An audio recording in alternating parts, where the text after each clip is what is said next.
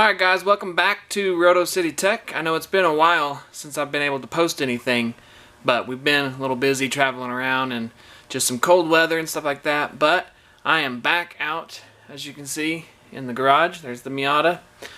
And today we are going to work on the Miata. So I'm going to show you this coolant reroute that I got, which here's my new radiator and this new hose. And it goes all the way back to the very back of the block. And there you can kind of see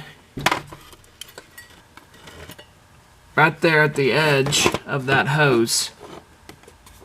See if I can get my light to get secured. So right here where my finger is, that's where the thermostat is. And the thermostat seems to be sticking, and so I don't really know why. I read that there's a hole in the little disc part of the thermostat that is drilled out on a Mazda specific one. If you get one from Mazda for the Miata, that hole needs to be at the 12 o'clock position. So I'm thinking that maybe I did not place the thermostat in there correctly, and it's getting airlocked, and it's not allowing that coolant to go through. Because what'll happen is as I'm driving the car while it's getting warmed up, it'll go all the way to the red line and then it falls all the way down. So hopefully that's it. We'll rip this apart and get going. Alright guys, thanks. Alright, so first we got to try to figure out, I need to see how much fluid is in here. I'm hoping I can just take off this upper radiator hose and be able to access everything. Here is my Might Be Whiskey coffee cup. Thanks to my mom for my birthday. I'm actually enjoying some Buffalo Trace on this fine afternoon. So, let's begin. So I might start by draining a little bit from the radiator. So I'm also going to start by heating up this silicone hose just a little bit, and that'll allow this to easily slide off the radiator.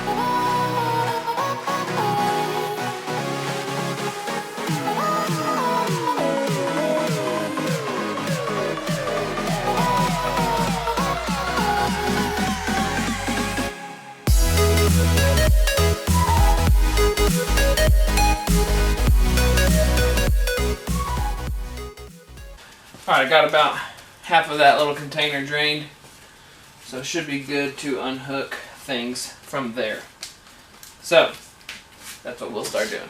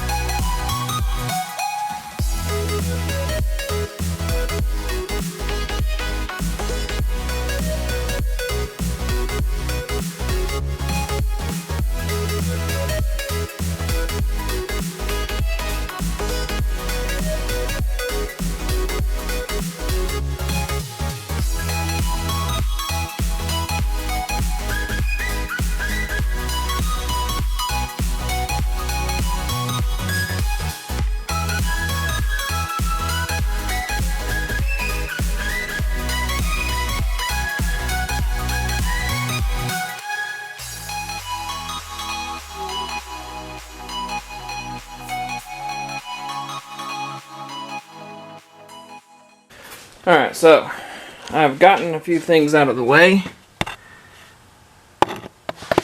Now you can better see in there.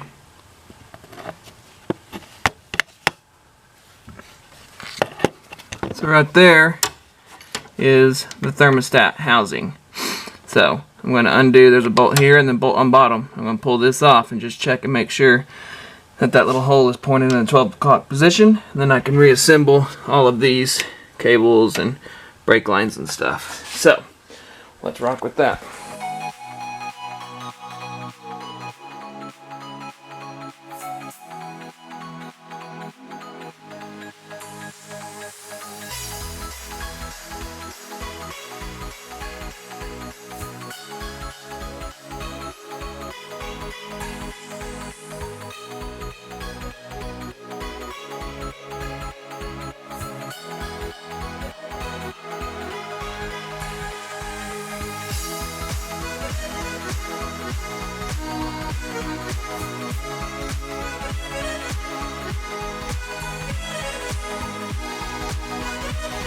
I do want to show y'all this.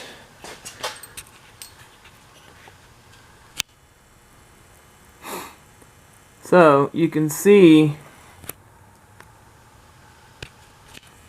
that is the thermostat, and there's that little other release valve or something that's right there that I'm pointing at, and I read that that needs to be pointed in the 12 o'clock position.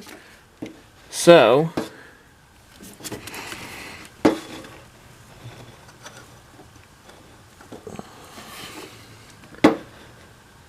now that is pointed up. See, that gold release valve is pointed up, and then now we can reassemble.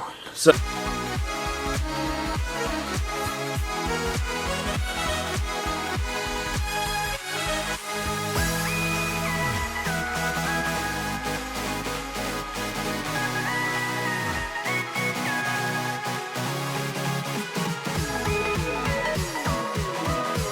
what I ended up having to do on this is, it's going to be really hard to see, but back here you can see the back end of that coolant reroute is right there, and I had to undo those two bolts holding that part so that over here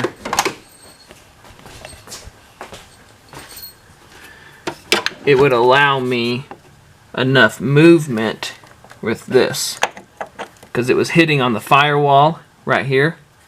So I had to release those bolts so I could get some wiggle room. And now we'll just put it all back together.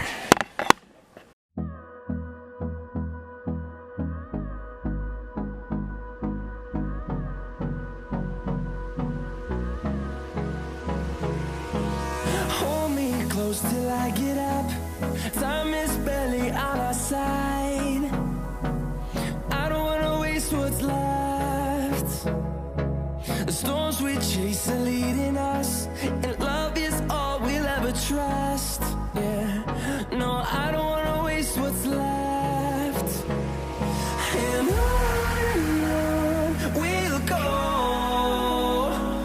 through the wastelands, through the highways, till my shadow turns to sun rays. And on we'll go, through the wastelands, through the highways, and on we'll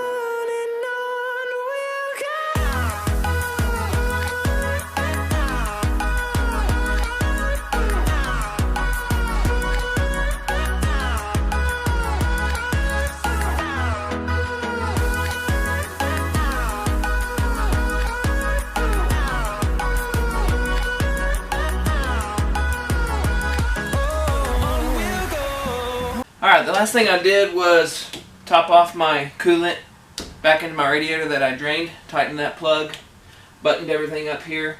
One thing I want to try real quick is I got replacement gaskets for my brake reservoir, and I'm going to attempt to pull this off. There's a little bitty Phillips screw underneath. I'm going to pull that off, and I have...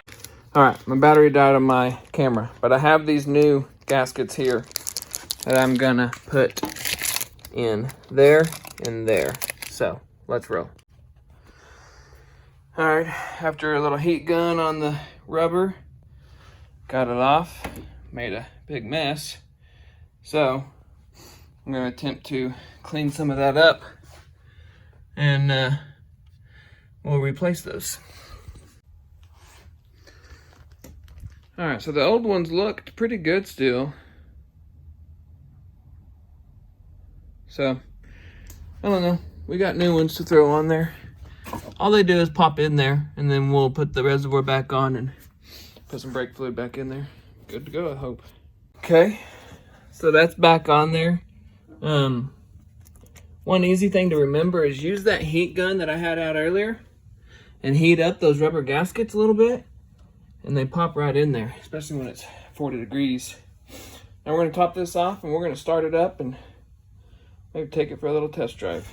Alright, so we are back out in the shop. It's a couple days later. I went to go test drive the Miata, but the battery's dead because it's been sitting too long. So shame on me for not driving the Miata for a while. But we did complete the topping off the coolant and getting the thermostat positioned correctly, because that secondary hole needs to be in the 12 o'clock position on this reroute kit.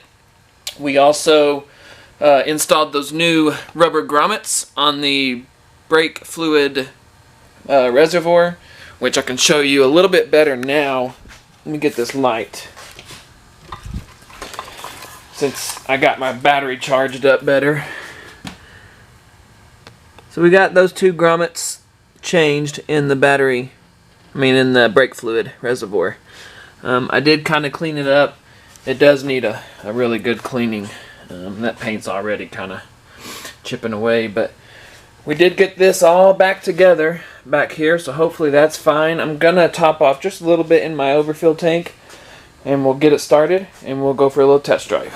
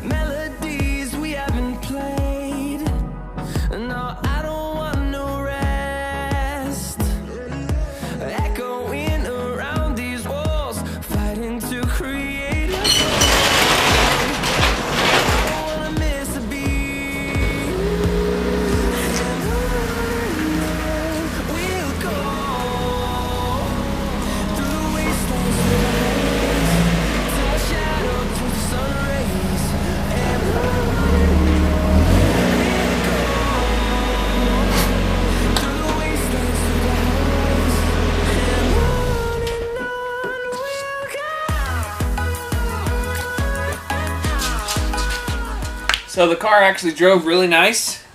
The temperature stayed just to the left of 12 o'clock, which is ideal, at least for this gauge. Kind of a funny thing, like, it even ran better than it has previously since installing that coolant reroute. Idled better. I don't really know what would have caused that. There was that one temperature sensor on the back of the block where the coolant now is going. I had lost that pin for that sensor, and I think that sensor was maybe not clipping in because it didn't have that metal pin. So maybe it was losing connection and it was causing the motor to not quite run right. I don't really know. I did find that pin and I got it clipped back on there, so it's nice and secure. Also, there's no leaks. And yeah, maybe moving that thermostat and checking that connection made it perfectly fine. So, anyways, that's all for now for this car until we hopefully get some engine upgrades at some point. But we'll see. Alright, thanks for watching RotoCityTech, and we'll see y'all next time.